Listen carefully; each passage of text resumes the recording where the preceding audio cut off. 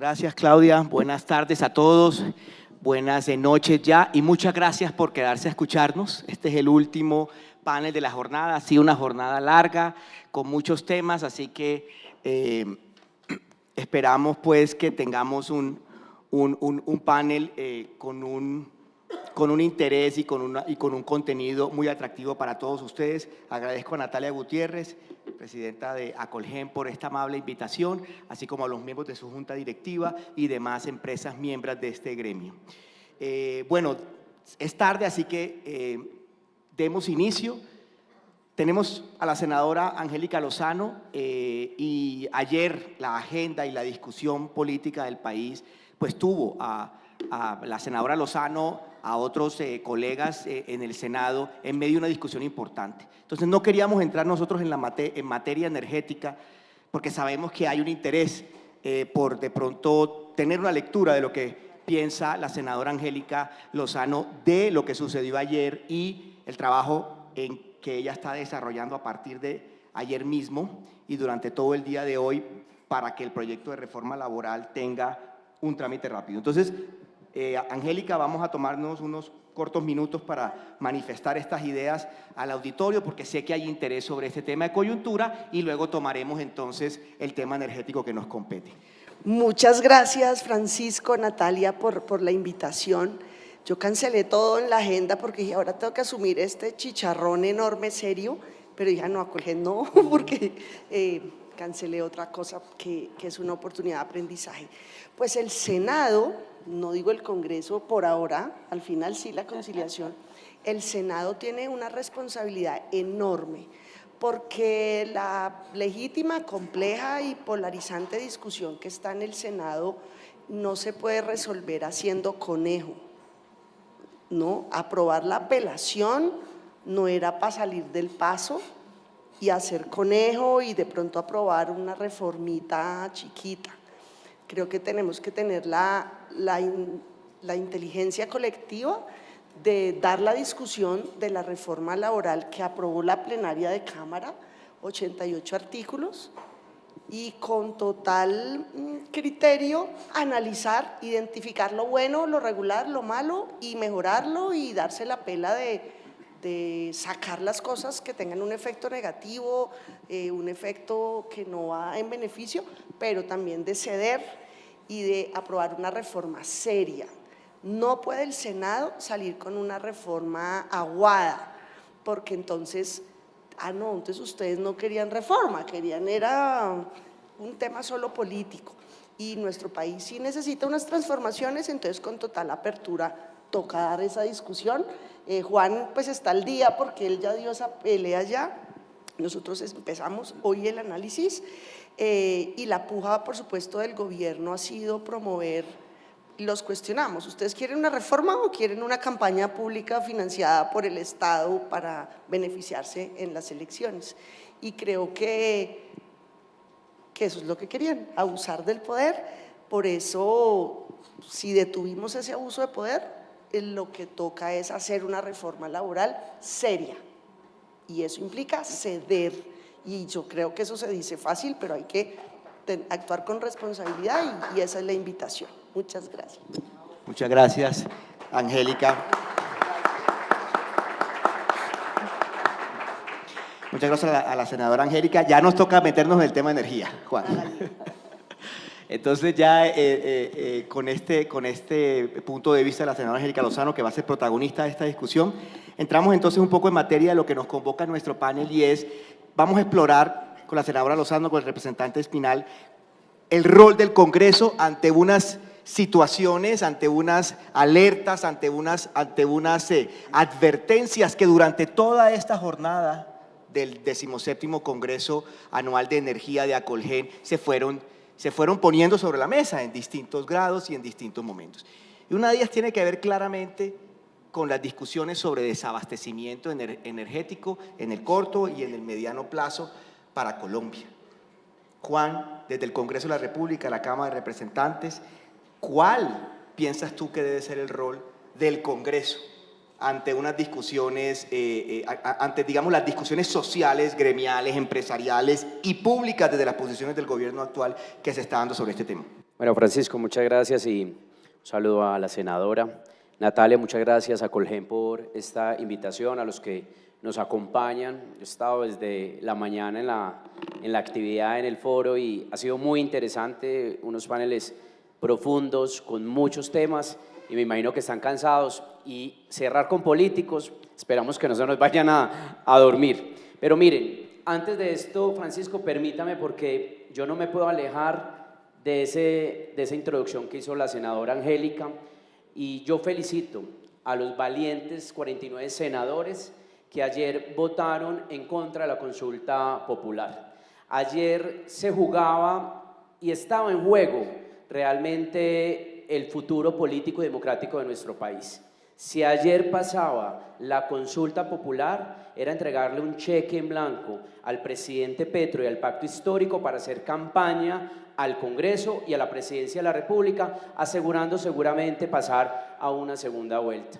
Realmente aquí el interrogante es, ¿les interesaba más la consulta popular como el vehículo para hacer campaña o realmente para dar un debate profundo de una reforma laboral en el Congreso de la República? Y no se puede, además, Francisco, permitir suplantar nuestro mecanismo de representatividad que existe en la Constitución de 1991.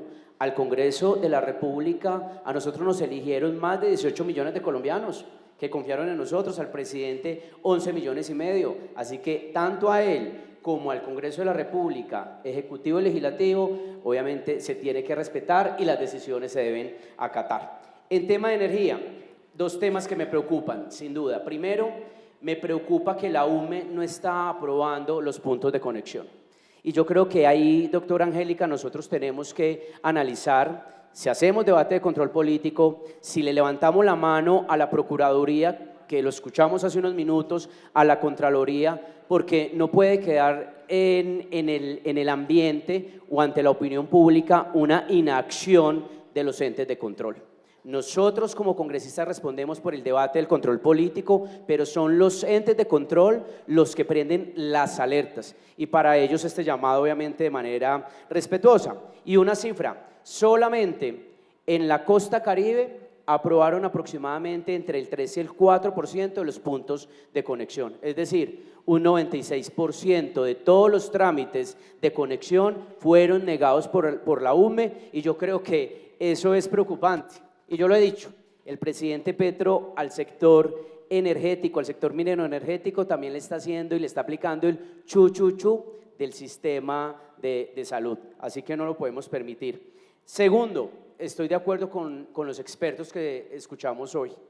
La inseguridad jurídica y la falta de confianza que emite este gobierno es preocupante, porque espanta la inversión nacional y la inversión extranjera. Afortunadamente, en 15 meses cambiamos de gobierno.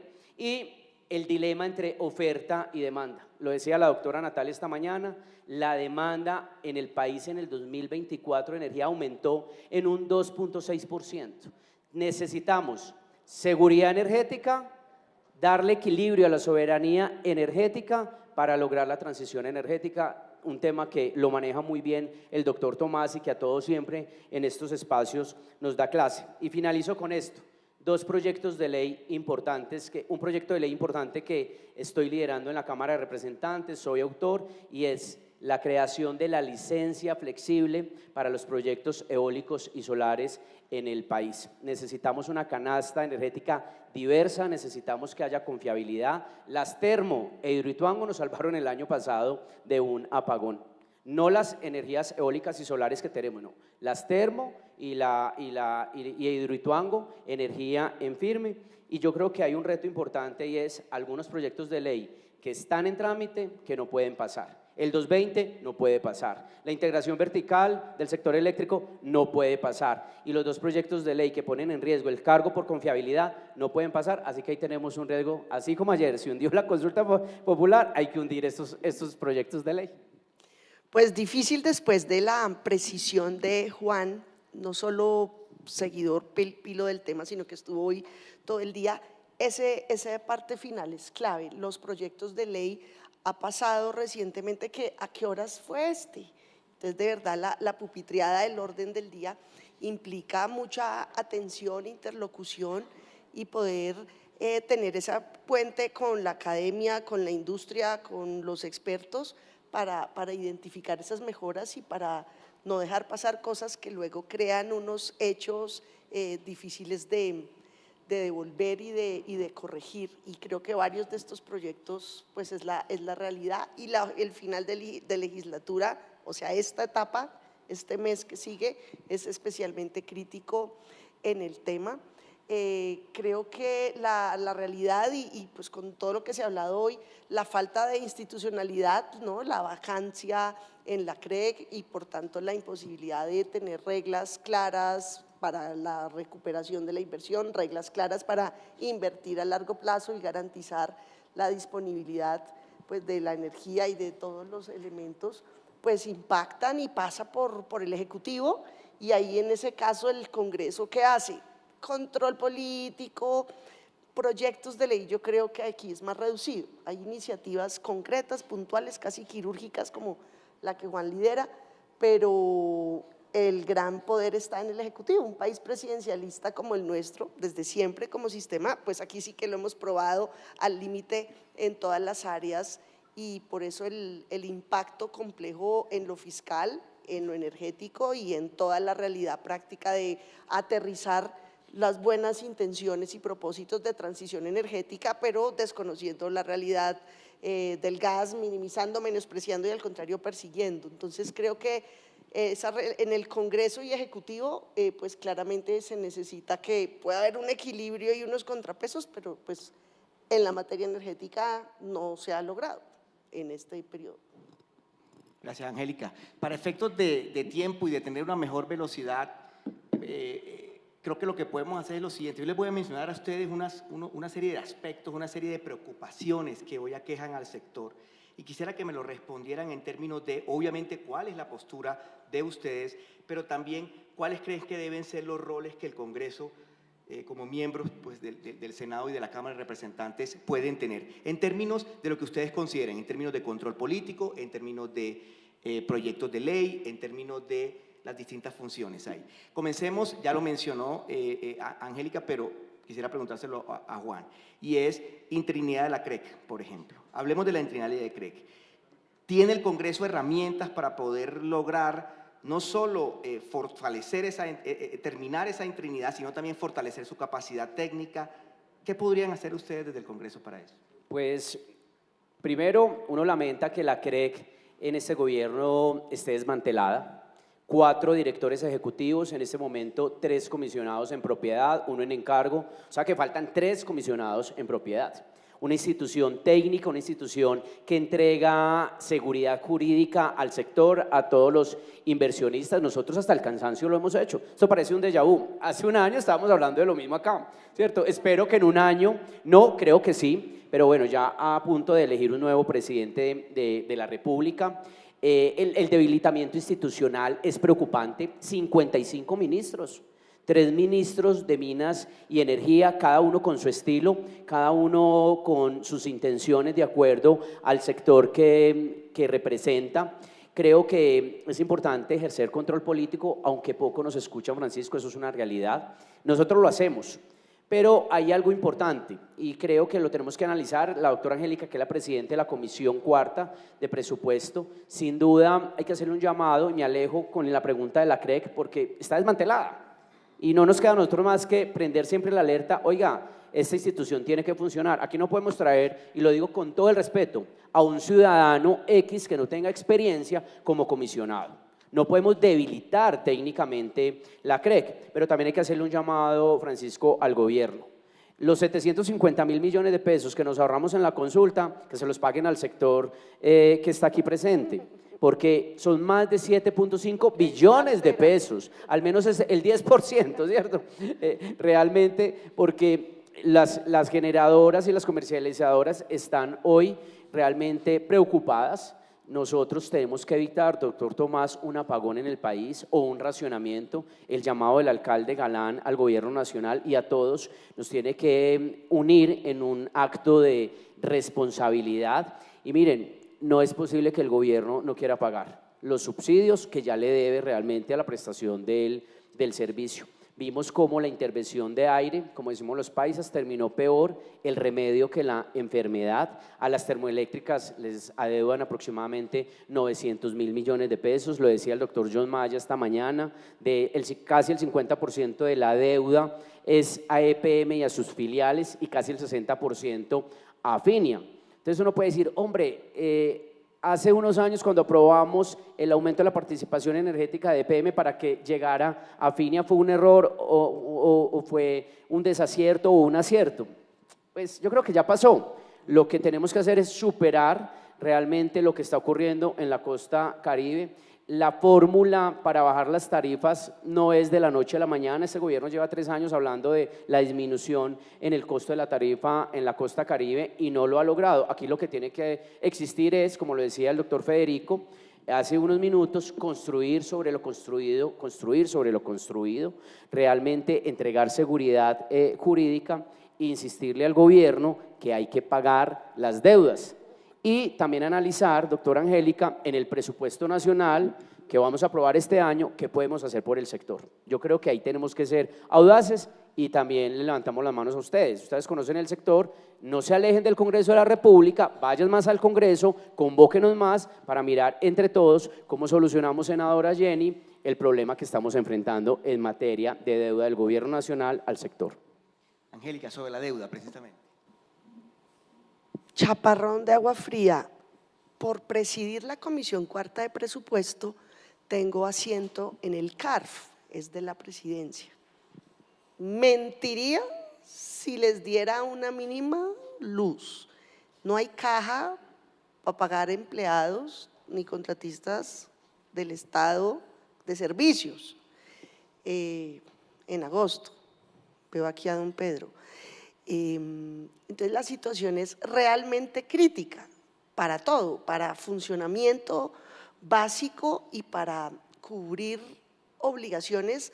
La deuda más cara que estamos pagando con todos los efectos que ustedes saben, es crítica. El CARF acaba de emitir su informe y lo va a socializar muy pronto y es mucho más grave de lo que sabemos.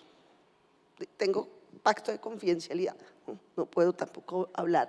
Entonces, lo último que podría es venir a sembrarles expectativas de claro, aquí en la discusión del presupuesto, vamos a ver, no vamos a ver porque la situación es extremadamente crítica en lo fiscal.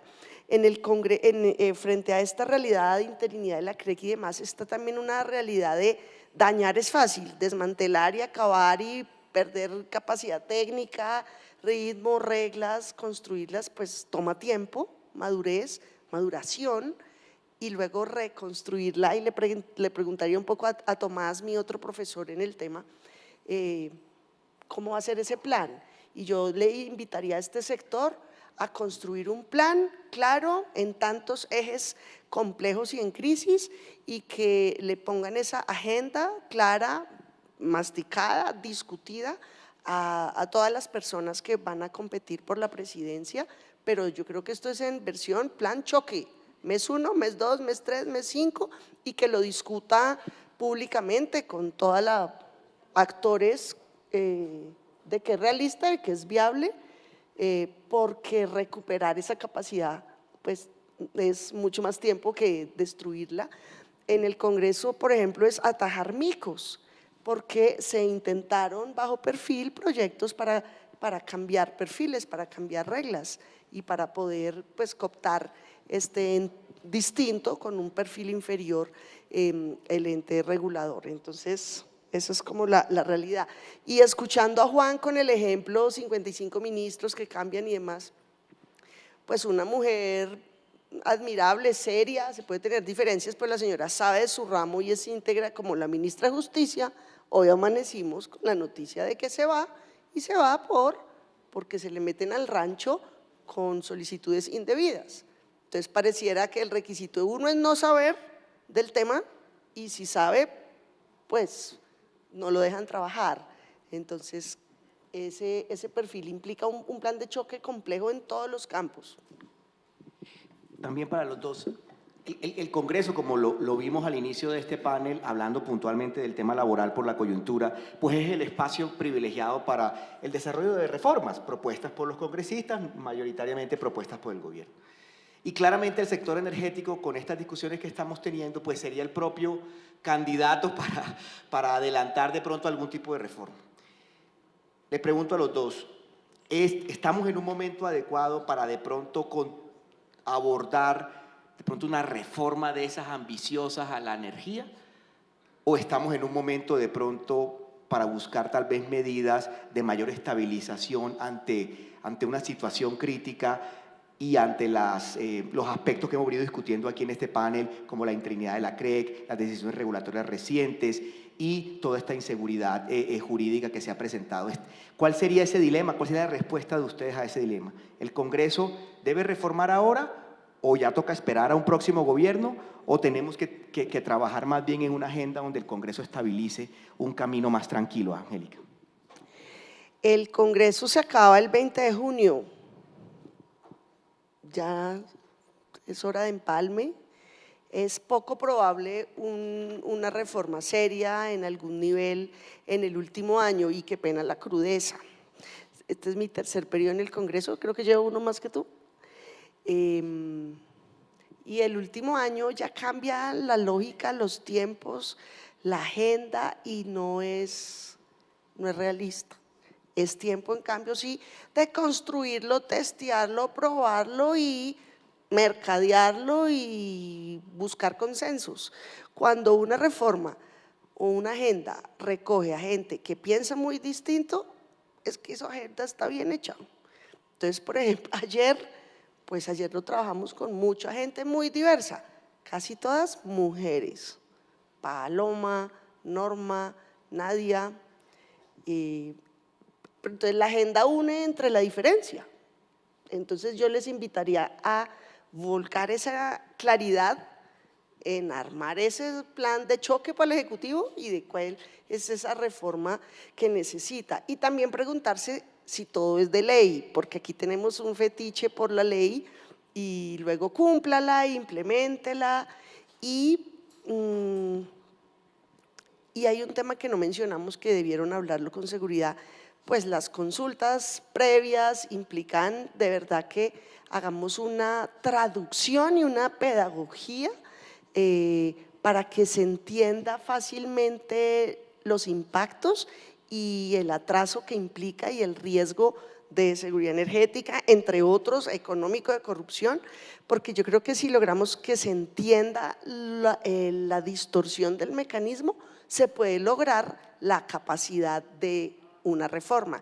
Y yo creo que esa reforma sí va a pisar muchos callos, que es de movilización de calle, y entonces gastémosle tiempo a eso, diría yo. Francisco, yo creo que, y me voy a pegar de un punto de Angélica, y es cuál es el plan de choque del sector energético. Y ahí esta invitación, creo que somos varios partidos, Angélica, que estamos extendiendo esta invitación a todos los sectores.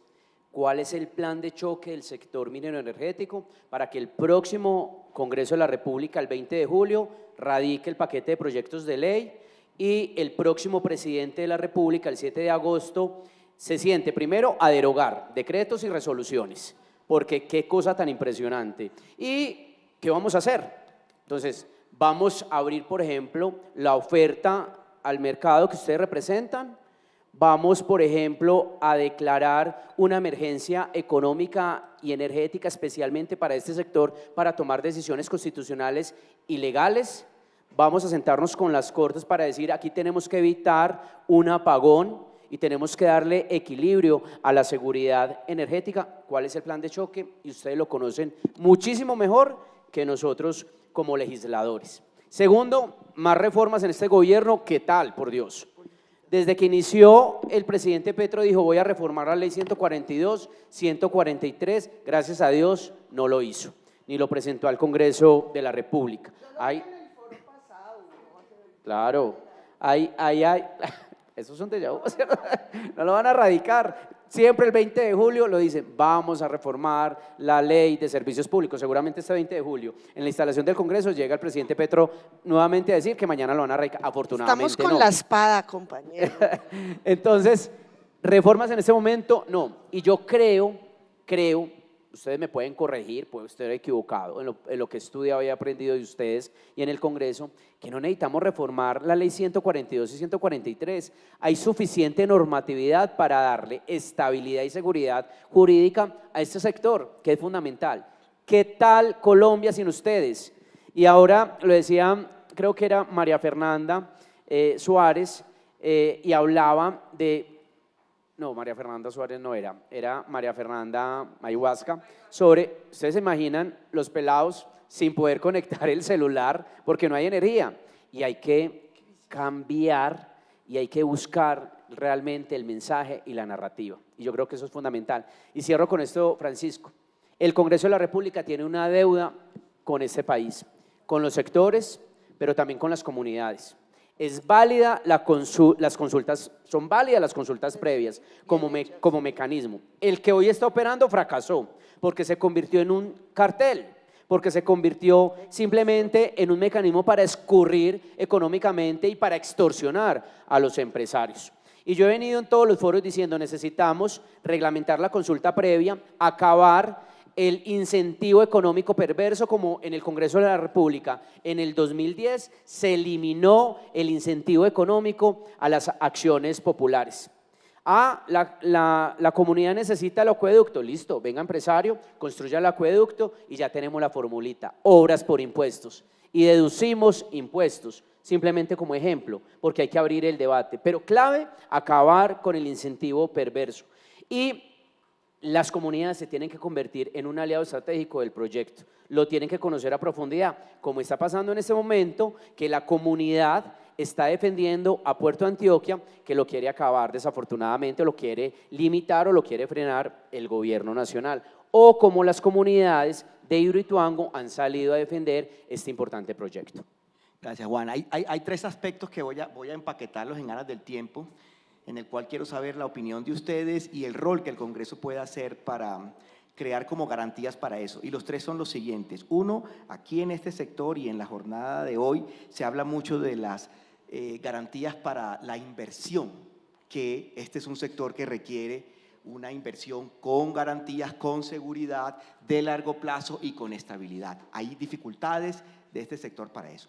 Segundo, uno de los aspectos fundamentales que ha caracterizado el sector energético ha sido esa combinación virtuosa entre iniciativas públicas y privadas, empresas públicas y empresas privadas. Sin embargo, como ustedes bien lo saben, hemos venido dando una discusión muy desde el gobierno con unas narrativas antimercado, contrarias al sector privado, con una retórica un poco agresiva frente a eso. Y el tercer elemento que quería comentar, también se comentó durante el día de hoy, tiene que ver con la seguridad energética. Es decir, no solo tenemos que garantizar esa energía confiable, estable, sino al mismo tiempo también con la posibilidad de que podamos tener un mayor control y no depender de fuerzas exteriores, gobiernos extranjeros y demás, como lo hemos visto en el caso de otros países. Entonces, por aras del tiempo lo empaqueté, pero quería saber la opinión de ustedes sobre esos tres temas y sobre todo desde el Congreso. ¿Qué ven ustedes que se puede dar para proveer más garantías en estos tres temas tan espinosos que el sector enfrenta? Francisco, mire, lo primero es que la seguridad energética y la transición energética tienen que ser una apuesta de Estado, una política pública de Estado y no del gobierno de turno. Yo no conozco hoy cuál es la apuesta de la transición energética justa del gobierno nacional diferente a las comunidades energéticas, que están vía resolución. Esa es realmente la política de transición energética del gobierno nacional, y creo que olvidó el presidente Petro lo que construyó el gobierno Duque, el gobierno Santos y el gobierno Uribe en materia de transición energética.